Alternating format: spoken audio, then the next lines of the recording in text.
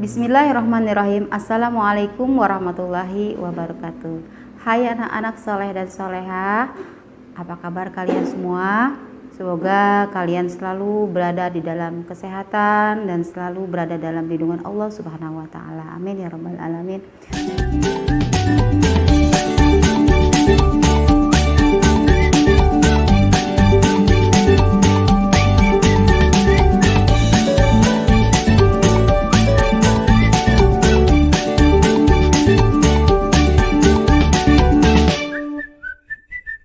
Bertemu lagi dengan Bu Aisyah. Pada kesempatan ini Bu Aisyah akan membahas pelajaran PPKN ya. Materi yang akan kita bahas pada kesempatan ini adalah tentang menjelaskan keragaman sumber daya alam, pekerjaan, dan manfaatnya. Seperti kita ketahui bersama bahwa setiap manusia tentunya mempunyai cita-cita. Baik ibu maupun anak-anak semua pastinya memiliki cita-cita. Ya, dan cita-cita kita tentunya mungkin ada yang sama, tapi mungkin juga banyak yang berbeda. Misalnya, ada yang cita-citanya ingin menjadi seorang guru, ada yang cita-citanya ingin menjadi seorang pilot, atau ingin menjadi dokter, ada yang cita-citanya ingin menjadi poluan atau polisi, atau ingin menjadi petani atau pedagang dan sebagainya. Ya, tentunya cita-citanya berbeda-beda ya, walaupun mungkin ada yang sama.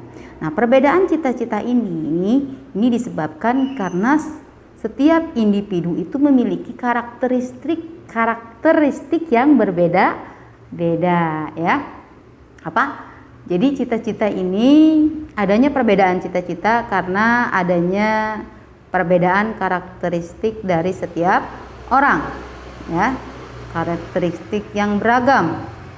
Nah, karakteristik yang dimaksud antara lain misalnya karakteristik budaya ya. Karakteristik budaya ini seperti suku ya, setiap orang mungkin ada yang memiliki perbedaan suku bangsa, ada suku Batak, suku Sunda ya, ada juga bahasanya yang berbeda, bahasa daerahnya ya, kemudian rumah adatnya berbeda-beda, kemudian makanan khas daerahnya juga berbeda-beda, ada jenis tarian yang berbeda, kemudian juga apalagi rumah adat dan sebagainya. Selain karakteristik yang berbeda, juga adanya perbedaan hobi atau kegemaran. Ya, hobi atau kegemaran, kemudian juga bisa juga karena adanya perbedaan sifat.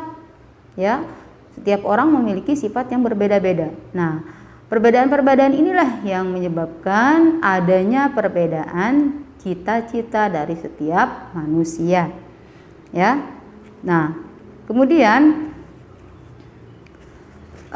apalagi sih yang ibu bisa bahas pada kesempatan ini, yaitu tentang keragaman sumber daya alam.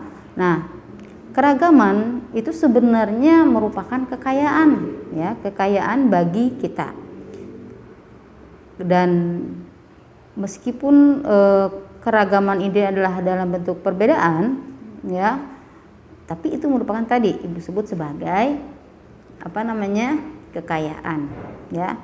Namun demikian, perbedaan ini tidak boleh menyebabkan terjadinya perpecahan ya. Tidak boleh membuat kita terpecah belah. Meskipun kita berbeda suku, berbeda hobi, berbeda cita-cita, berbeda sifat, berbeda ciri fisik, misalnya mungkin kita dengan teman kita yang mungkin berasal dari Papua, mungkin ada yang kulitnya hitam, ada yang kulitnya sawo matang, ada yang mungkin rambutnya ikal, ada yang rambutnya lurus, ada yang mungkin sifatnya periang, ada yang sifatnya pemalu ya, dan sebagainya. Masih banyak lagi perbedaan-perbedaan tersebut. Itu tidak boleh menjadi alasan untuk terjadinya perpecahan ya, justru sebaliknya. Karena yang namanya manusia memang tidak ada yang sempurna ya. Jadi satu sama lain harus saling menghargai, harus saling menghormati. Jadi kita tanamkan sikap toleransi, ya. Kita tanamkan sifat yang baik, ya, sikap toleransi, sikap saling menghargai, sikap saling menghargai dan menghormati satu sama yang lainnya. Karena memang manusia itu adalah zon politikon, atau manusia itu adalah makhluk sosial yang satu sama lain saling membutuhkan. Manusia itu tidak bisa hidup sendiri.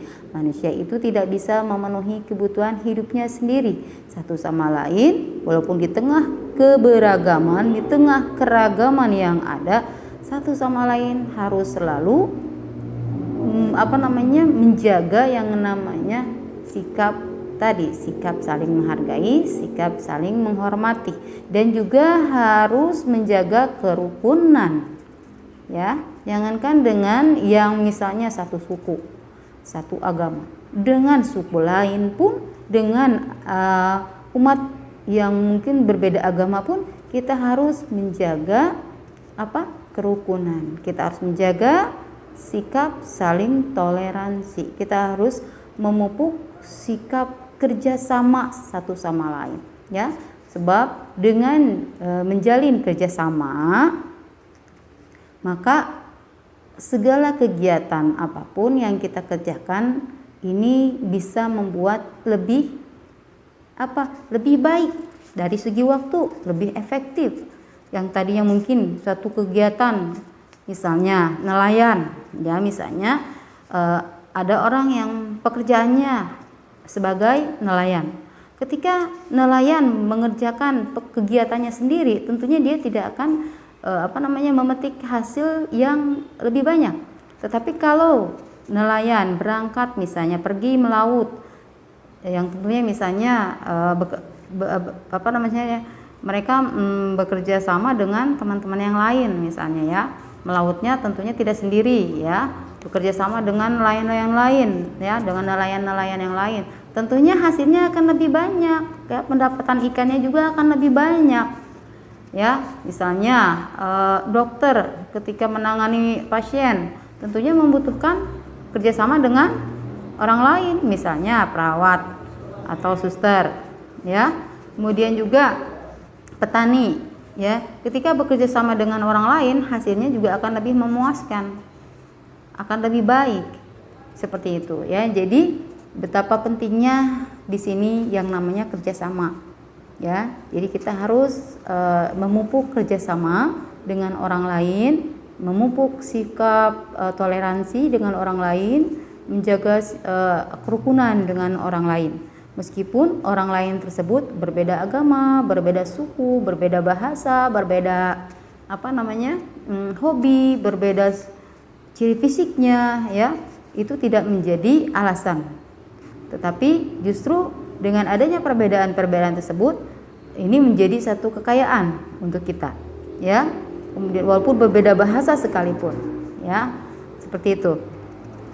Sesuai dengan semboyan negara kita, Bhinneka Tunggal Ika, yang artinya berbeda-beda tetapi tetap satu jua, ya. Itu adalah semboyan negara kita. Jadi kita apapun alasannya, walaupun terdiri dari beraneka ragam suku, bahasa, budaya dan sebagainya, sifat, hobi dan sebagainya, tapi tidak boleh kita jadikan sebagai alasan untuk terjadinya perpecahan. Tapi justru harus bersatu, ya, harus menjalin persatuan dan kesatuan, ya. Kemudian berbicara tentang persatuan dan kesatuan ini tentunya sesuai dengan sila ketiga Pancasila, ya. Dan ini memang benar-benar harus kita tanamkan dalam kehidupan kita sehari-hari, karena tidak ada ruginya buat kita ketika kita menjalin hubungan yang baik dengan orang lain, ya, menjalin persatuan dan kesatuan, menghindari perpecahan, menjalin sikap kerukunan antar umat beragama maupun antar suku bangsa, ya. Seperti itu anak-anak, mudah-mudahan anak-anak bisa paham dengan baik. Sebelum ibu tutup, ada tugas yang nanti anak-anak bisa kerjakan di buku tugas, ya. Kemudian tugasnya adalah ada di halaman 14, ya. Nanti kalian kerjakan di buku tugas, ya. Mungkin mungkin itu aja anak-anak yang bisa kalian simak dari video pembelajaran ini. Mudah-mudahan ada manfaatnya. Jaga terus kesehatan kalian dan jangan pernah tinggalkan sholat 5 waktu. Billahi taufiq wal hidayah. Assalamualaikum warahmatullahi wabarakatuh. Tetap semangat.